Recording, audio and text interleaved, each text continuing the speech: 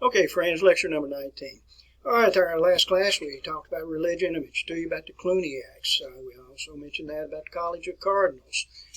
Two important popes of that period of time. We had Gregory VII, Innocent III, and I hope you recognize those names. We're going to see some transitions take place within the church. We're going to move away from the worshiping of saints. In fact, there will only be one patron saint, and that would be St. Peter. And we're going to move into the efforts here of trying to establish liturgy. I hope you remember what liturgy is. Liturgy is rituals. Here we talked about transubstantiation. This is actually the Eucharist or the Lord's Supper. We mentioned a couple of the heretic groups of that time, the Albigenses, the Waldenses. You can look back through your notes and see the characteristics of each of those groups. All right, somewhere through here we talked about another group. This is kind of interesting. These were friars. I've often wondered, if the Waldenses and the Albigenses were declared as heretics, why weren't the friars declared as heretics? But apparently they convinced the Pope that they were not a heretic group. But anyway, the friars who did not live far away from society, but they lived close to society, close to where the people were, to spread the word of Christianity. And then we shifted over, went into academics. We're not quite through with academics. We'll spend a little bit of the class period today wrapping that up. But we talked about universities which are corporations, if you will. We mentioned that as bachelor's degree, master's degree, and that of the doctor of theology. And I think we closed out the class period going into some of the prominent academicians at that time, that of Robert Grosseteste. You can look through your notes and see what he was responsible for. Roger Bacon, who actually predicted automobiles and flying machines. So let's continue with that. And I want to go back to my camera here, folks, and tell you about the type of education that they had during the High Middle Ages. And it was an education which was called Scholasticism. So let's go back to our camera here and get a little contrast here so you can see this. And this is Scholasticism. I want you to recognize this. And it's really not that difficult to understand here, folks. Remember, the High Middle Ages was an age of faith. I've got that strange sound that's coming out of my computer, and I don't know what in the world is causing that, so it'll probably pop up every now and then, and just ignore that, folks, and I'm not talking about my own voice here.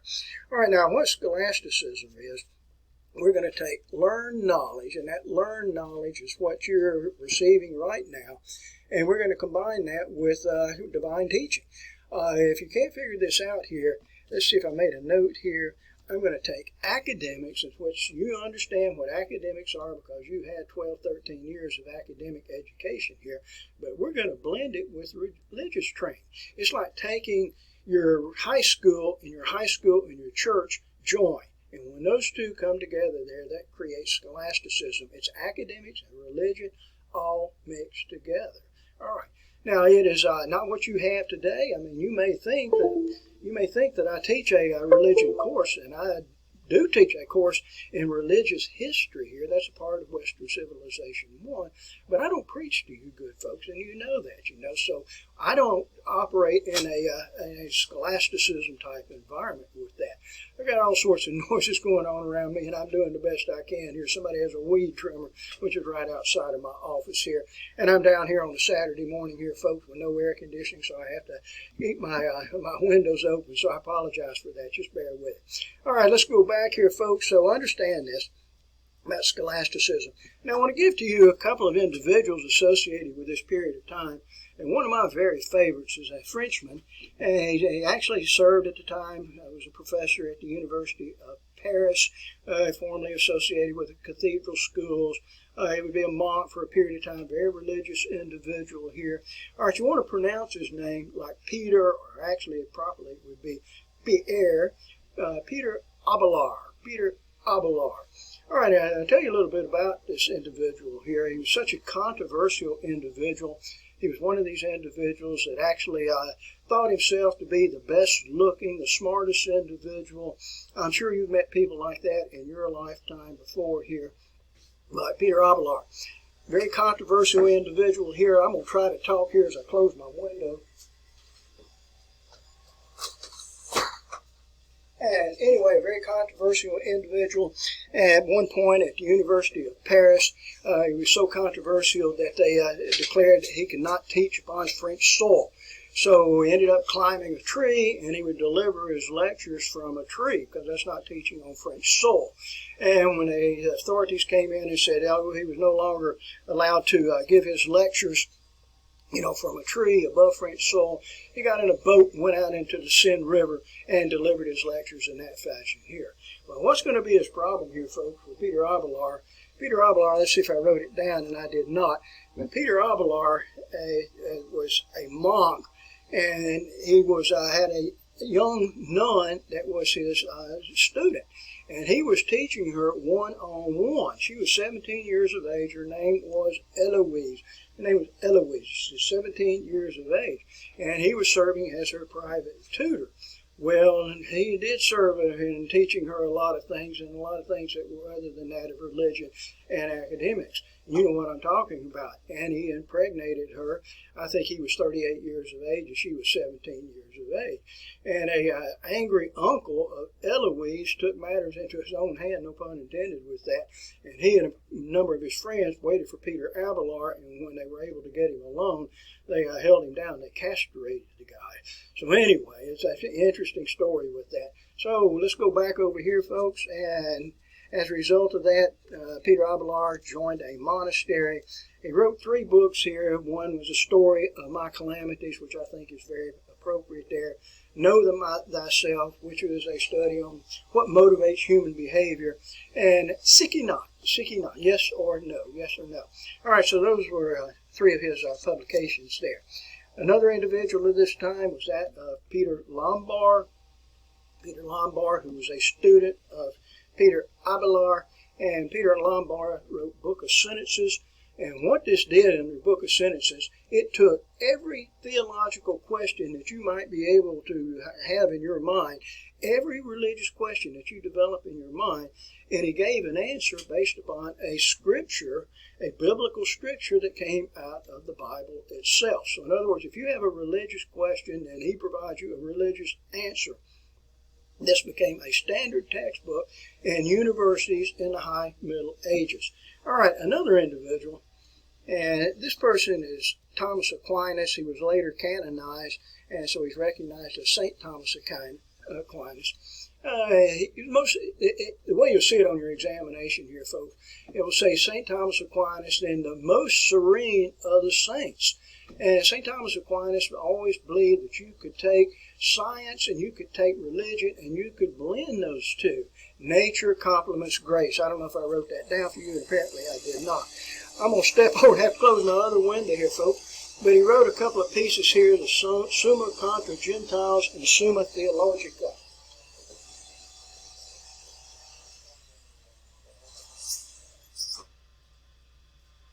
Okay, I'm sorry about that. This guy is like 10 feet away from my open window, which I've now got that taken care of with that. Okay, so let's take a look at some of the cultural aspects that we have of the High Middle Ages. And this is kind of interesting here. And first of all, I want to mention to you about a couple of groups here. And one of these groups, these are the Goliards. They are satirical lyric poets. Some people refer to them as wanderers.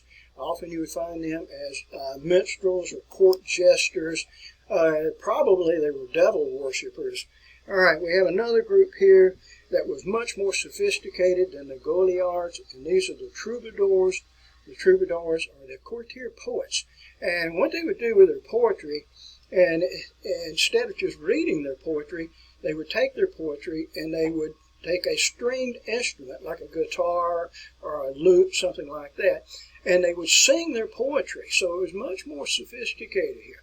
And it kind of reminds me, and I don't know if any of you folks have spent any time in Europe, and I hope that you will spend a lot of time there, but everybody has heard of gypsies before.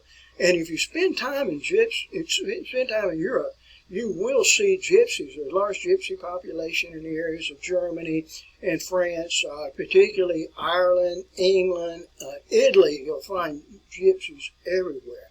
I don't know if you've ever seen gypsies before, and chances are that you probably have. Supposedly Alabama has the largest gypsy population in the United States, and supposedly Walker County has the largest gypsy population in Alabama. So I don't know about that. I suspected that I've had a number of gypsies in my class, and that's fine. Never caused a problem with me. But you think about it here, folks. Gypsies are always horse traders, it seems like. Horse trading, used car dealers. Maybe I'm just reading into this a little bit too much with that.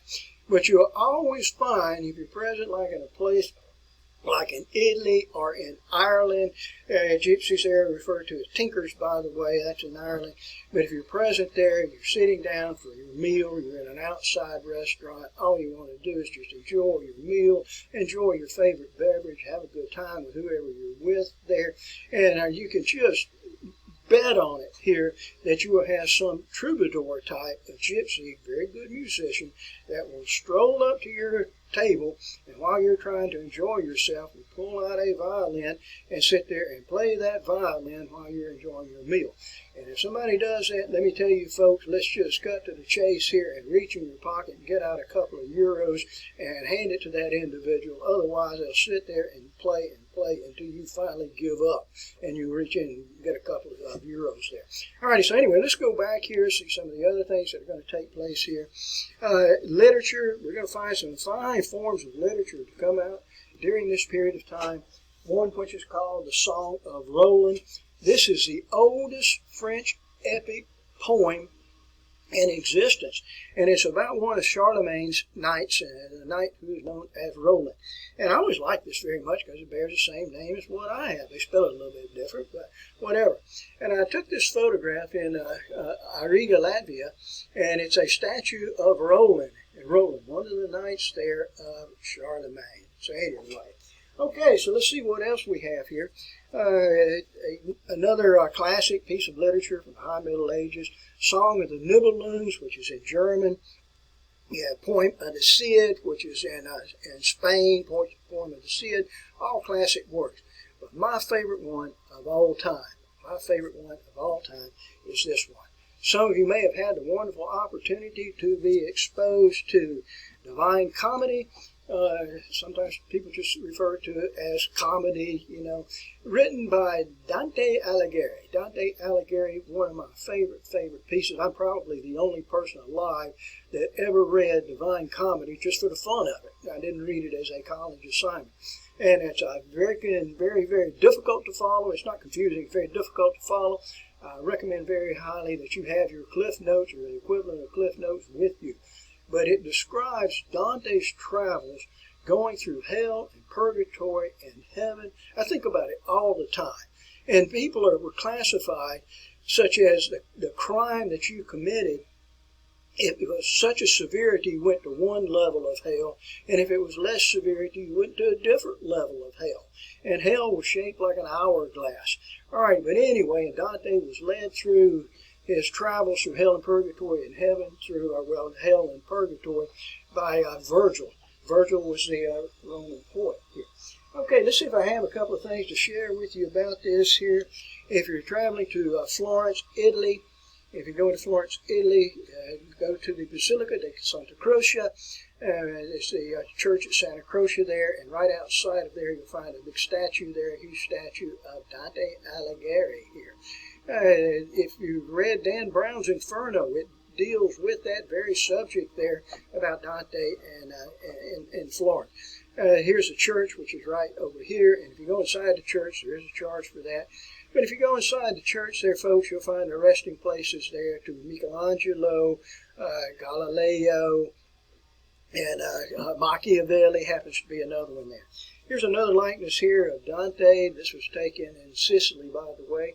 Dante Alighieri here, a great writer of that time. And I recommend to you that you read through Divine Comedy. It's a wonderful piece here. Okay, let's see what else we have here. Now, architectural styles will proliferate during this period of time too. We have two basic types, and I'm not very good at this. You have what is called Romanesque and one which is called Gothic. And let me try to share this with you in your textbook, and then I'm going to show you a number of other photographs so that you try to figure this out. And like I said, I'm not very good at this here, class. If you look at this one here, the one on this side, this is Romanesque, and if you look at the one on this side, this is Gothic. This is Gothic, and just kind of get accustomed to the styles there. I'm not going to hold you responsible for identifying any of these. And let me show some other photographs too about that. Let's get this position back right so you can see what I'm talking about here. Gothic and Romanesque. Okay, and I'm just going to throw out some of these at you here, folks, and you can draw your own conclusion. I do this in my class, and I think I would call that Romanesque. That is Romanesque. That's Salisbury Cathedral. It's where one of the copies of the one of the 4 copies of Magna Carta are housed today.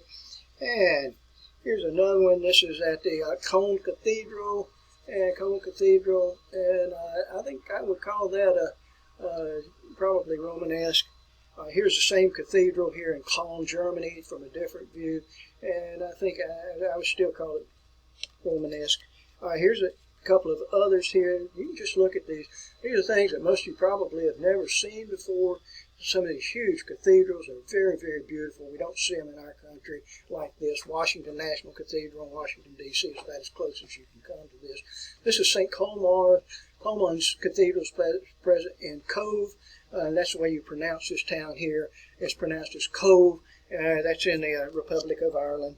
Here's one that was taken in Palma de Mallorca, which is one of the islands which is off of the Spanish coastline. Just an unusual type church of that period. This one is Notre Dame Cathedral. Which is obviously it's going to be Gothic, and that's in Paris, France. And let's see here. Here's the same church, Notre Dame Cathedral, from a different view. All right, and it is, of course, Gothic. Okay, a couple more here. Here's a church, which is the Dome de Meissen. I mispronounced it, I'm sorry, Dome de Meissen. It's a German church here, which is a Gothic type. Here's one which is in Regensburg, Germany. Like I said, every town that you go through in Germany will have one of these huge cathedrals, known for its bells that they have in the church. Here's one that's in England. It's in York, England, which is, of course, Gothic there, too. So anyway, I hope you appreciated that. It's all fun things to observe, whether you recognize the architectural structures or not. Okay, so I want to move into a different section. We're in a different chapter here, folks, and we're going to move into a different area out of the High Middle Ages, and we're going to go into what is referred to as the Late Middle Ages. I abbreviate this the LMA. The LMA, it lasts from 1300 to 1500. So completely different than that of the High Middle Ages, whereas the High Middle Ages was times of feast. We're going to find the Late Middle Ages, it's a time of famine. All right, we're going to see a difference in the way that things are perceived here. Whereas in the High Middle Ages, we associate that with the smiling Virgin Mary, and with the Late Middle Ages, we associate it with the death head, because so many people would pass away during that period of time here. Okay, so let's move on here, and let's see what else I wrote here. It is the end of the agricultural revolution. If you remember, we had the agricultural revolution of the High Middle Ages. Plenty of food was present at that time, ideal growing conditions, but it's going to end. And as we move into this period here of about 1300 to 1500, we start seeing a cooling of the temperatures, slightly cooler temperatures by about a degree and a half Celsius. More rain will take place here, and by having more rain, it shortens the growing season here. Cooler temperatures with that. Often it'll lead to floods, and what little crops could be grown at that time would often be destroyed with that. So it was a completely different way of life here. Okay, one thing that's going to present itself during this period of time, and is referred to as the Black Death.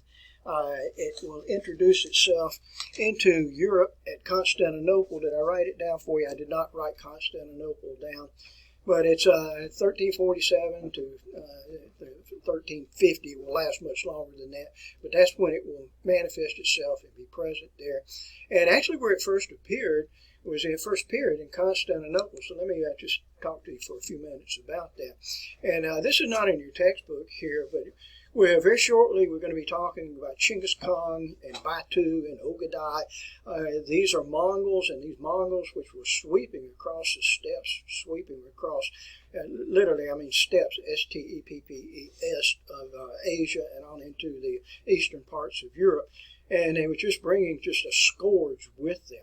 And for these Mongols, they had left the Gobi Desert. And for these Mongols, they had plague with them, and it was taking the lives of many of them.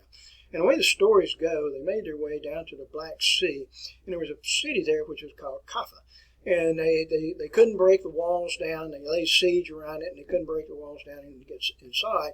And the way the stories go, they were taking dead Mongols and then catapulting these dead Mongols over the walls to the city, and it was introducing plague into the city itself.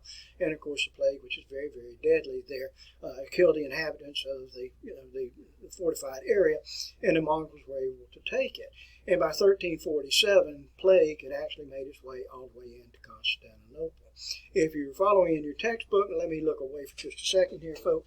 I'm on page 353 in your textbook, but you can actually see the track in which the plague spread from Constantinople. Let me try to use my map here, a bit closer, and use my map here. This is where the plague will be introduced in this area, and they've actually got records of this where you can track it. And, by 1347 it is here, by 1350 it has made its way up here. Plague was moving 2 miles a day up here, making its way all up through Europe, such as that, on into England and so forth here. I would ask at this point in the class, and I would ask you personally, what causes plague? And I'm curious about that. I'm asking you right now, what causes plague? And in class, I would get a variety of answers with this. And somebody would tell me, it's caused by a flea. And I'd say, okay, you're not exactly right. And somebody would tell me it's caused by the black rat. And I would say, okay, you're kind of right with that. But plague is caused by bacterium. It is caused by a bacterium which is known as Yersinia pestis. All right, now the Yersinia pestis bacterium has difficulty in transporting under its own ability. So what it does, it resides within the flea. And the flea, of course, can only jump a short distance, so the flea uses a mammalian vector, which is a rat, a rodent, to transport it. So what you find here when we have people in insanitary conditions, tight, close confines, like in a house, and a lot of people living with there, and in a small house with that, then we have these rodents that are there, and the fleas are on the rodents, and the fleas hop off and get into the clothing or get into the flooring, the bedding or whatever, and then bite an individual, and that's the way the bacterium infects the body. All right, so I'm going to go back to my camera here, and there we go. And there's a couple of types of plague, and I listed 2 of them out for you here. We're back up into this area here. There's one type which is called bubonic plague, and they're all very similar here, caused by the same bacterium. Bubo means swelling. It means swelling, and that's one of the characteristics of plague. If we look at pneumonic plague, pneumo means lungs or air, so you inhale the bacterium that way. In other words, if people are around you and they are coughing, you can pick up the bacterium in that way. For bubonic plague, if you contact bubonic plague, you'll probably have 3 to 5 days before you die.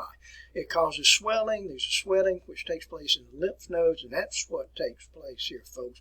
When this bacterium it manifests itself, it harbors itself in the lymph nodes. And I don't mean to be graphic with you good folks, and I'm not going to indicate the positions on myself, but you have large numbers of lymph nodes, axillary lymph nodes, in the armpit and the groin area here. And some of these lymph nodes can grow to be enlarged with infection, enlarged to the size of, say, more than a tennis ball, a softball size, baseball size there. They ulcerate, they produce a very foul odor here. So people would often try to disguise the odor by placing flowers like posies and put that like in the lapels or in the pockets of the individual there. The old saying, ring around the rosy, pocket full of posy, upstairs, downstairs, all fall dead, comes from this period of time here. If an individual dies and the clothes are sold or the clothes of the individual are given to somebody else, that clothes will be infected and the individual will likewise contact plague and they will die. If you carry the individual to the grave, somebody will be carrying you to the grave here. It has a mortality rate of about 90%. All right, we do have plague today. In fact, I read about it the other day. There was a plague case that was out in the western parts of the United States here, folks, but today we have antibodies, you know. But during those times, they did not have antibodies. Now, if we take plague and we combine it with starvation and combine it with wars that we had from that period of time, we had a mortality rate of about 67 to 70% of all Europeans here. People moved from the countryside away to even further remote places. People in the cities moved to the countryside. The idea to survival, stay away from people. Just stay away from people, kind of like what we experienced in this coronavirus, you know, during the first few weeks of it, in which most of us were trying to distance ourselves, you know, from people as much as possible. And myself, I'm still trying to do that here, folks. And we are, today's lecture, by the way, if you're curious about it, I'm on the 29th of August. All right, so I'm way ahead of you good folks by 2 months here. Okay, so anyway, let's go back to my camera here and let me pick up a couple of things here to kind of wrap this section up here, folks.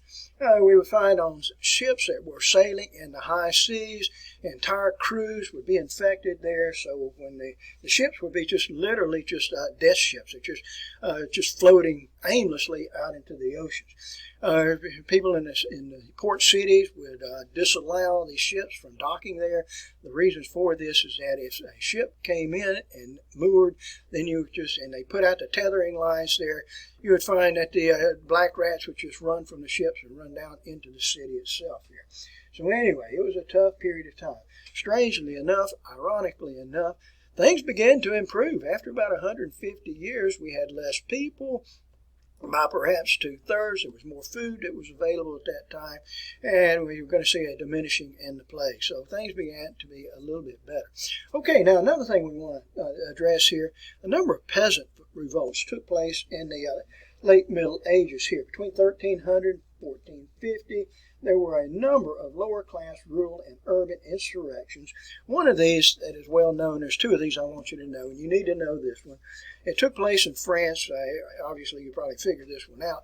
It was known as the Jacquerie. The Jacquerie. It took place in 1358. It is a peasant revolt that takes place in the countryside here. And this is when just the average French person, they call him Jacques Bonhomme. It translates to mean like John Doe or like Jack Goodman here, had just been taxed to where they could not be taxed any further here. And what took place here, there's a battle I'll tell you about, probably next lecture, maybe the lecture after that. It was a battle during the 100 Years' War, which was called the Battle of Pointe. Battle of Pointe. It took place in 1356, and the French king was captured, John the Good. John II, John the Good, was captured, and he was ransomed. And so what the French government did, they turned to the French people, and they demanded that the people pay the tax, increase their taxes there to pay for this ransom here. And for the French people, they revolted with this, refused to pay the tax, went into the lords' manors, if you will, and destroyed town records, raped the lords' daughters and wives, you know. Anyway, and it was a very serious one. All right, so let's move on to another peasant revolt here, and I want you to know this one likewise here. The one that took place in 1381. This is the worst peasant revolt that took place in the history of Great Britain. It is referred to as the English Peasants' Revolt. English Peasants' Revolt of 1381. And it took place as a result of a national tax that was placed by the government, by Parliament, and the king. The king at that time was a little 15-year-old youngster by the name of Richard II. And anyway, it was a scutage tax, which is a tax on everybody. And the way it worked here was the tax was not fair.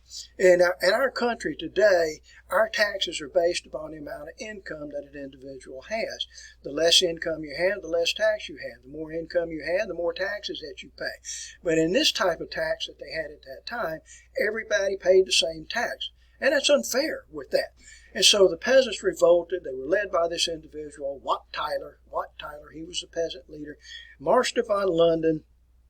They killed the Lord Chancellor there, and the boy king at that time promised reform, and he said, I'll lessen the tax here, I'll end serfdom, and as it turned out, he did none of that. And the primary reason for that is that Wat Tyler was captured by the king's personal guard, and he was drawn and quartered. You know what drawn and quartered is. And so anyway, the English peasants, thinking that they had accomplished all of their goals, they went home, and they did not. But anyway, it's referred to as the English Peasants' Revolt. We had a couple of other revolts here, and I'm not going to hold you responsible for these, one of which was referred to as the Taxpayers' Revolt. It took place in Lübeck, Germany, in 1408. We had another one here, which was called the Florentine Chiampi, and that's where you want to pronounce that, Chiampi. The Chiampi were wool combers there, and they actually ended up revolting. They took over control of the city of Florence for about 6 days before they were finally overwhelmed with that. Okay, so each of these revolts had been put down, but the aristocracy always believed that the peasant revolts were going to be a real threat to them. For the aristocracy, they placed great emphasis on luxury. Even during the times of famine and disease, they placed emphasis on luxury. They established these lavish banquets, pageants. They wore ostentatious clothing. The men wore these long pointed shoes. Women wore these long pointed hats here. And I'm not going to try to demonstrate to you what they look like here, but I draw them on a whiteboard, if you were in the classroom. We're going to see some chivalric orders to emerge out of this. We have two of these that are from England, the chivalric orders, the Knights of the Garter, the Order of the Golden Fleece, the Order of the Star, and I'm not going to hold you responsible for that too. It became quite fashionable during the High Middle Ages to openly weep, lacrimation, to shed tears. Everybody was crying, and I can understand why, because everybody was dying during that period of time here, shedding tears. People were encouraged to think about the passion of Christ, think about the suffering that Christ underwent while dying on the cross there. Think about your own mortality. You're going to die. You're going to die here. A famous saying at that time, let me just go back here, and a famous saying at that time, what you are, I was, what I am, you will be. And that's so very true even in the world that we live in today here, folks. Okay, so I want to tell you here and show you some of the other things if I can find this here. Okay, so the late Middle Ages, the time of death here, we have some representations here showing you carrying the dead as a result of bubonic plague. Here we can see another one here. It represents bubonic plague. You're going to see the figures of the Virgin Mary no longer smiling and merciful. The figures of the Virgin Mary now will be weeping at the foot of the cross. This is during the late Middle Ages, holding the body of the dead Jesus during this period of time. And I'm telling you, good folks, now, no kidding, when you go into a cemetery in Europe and you wander through the cemetery and people are traditionally buried in certain sections here by the time that they died, in other words, you'll see like high Middle Age people burial sites, and in late Middle Ages burial sites there. But what I'm showing you right here in late Middle Ages, this is what you would see, such as this. And if you look at the coverings on the graves here, like the gravestones itself here, you'll see the figures that will be emaciated figures here. They will have, notice here that we have serpents. These are snakes that are on the arms of the individuals. You have frogs, toads that are on the eyes of the individuals here. If we look at this figure here, the statue here in a late Middle Age cemetery here looks normal on the front side, but if you look on the back side here, you can see that the body is ravaged there. And you can always recognize this if you go into a cemetery and walk through the late Middle Age burial times there. And if we look at this one here, this individual's having his or her head removed here. You can see the blade of a sword, that's present at the neck there. Anyway, and that's kind of strange for that period of time here.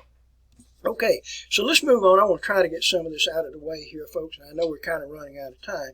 Here, for the Catholic Church, during this period, the Catholic Church was experiencing some problems with this. And what you'll find here is that for the Catholic Church, they ended up moving away from Rome, and they moved to an area which was called Avignon. Now, I'm going to go back to me for just a jiffy here, folks, and let me show you where Avignon is. And what I'm talking about is the papacy will move from the area of Rome, and you can see where Rome is located here, and they're going to relocate, and they're going to go up to this area here, which is called Avignon. Now, Avignon today is present in France, and they constructed, it was like a papal palace. I'm trying to find my textbook photograph here, folks. It's in your textbook, and I don't see it right now, and I'm having to talk away from you good folks, but here it is. And I'll show you what the papal palace looked like in Avignon. There goes that sound again, which I cannot explain why it is there. But that's where the Pope and the cardinals resided for a period of time. All right, here, I'm having complications with that here, folks. And I'll tell you what I'm going to do. I'm going to stop this lecture for the time being, and then we're going to come back and pick this up at a later time. All right. Thank you very much.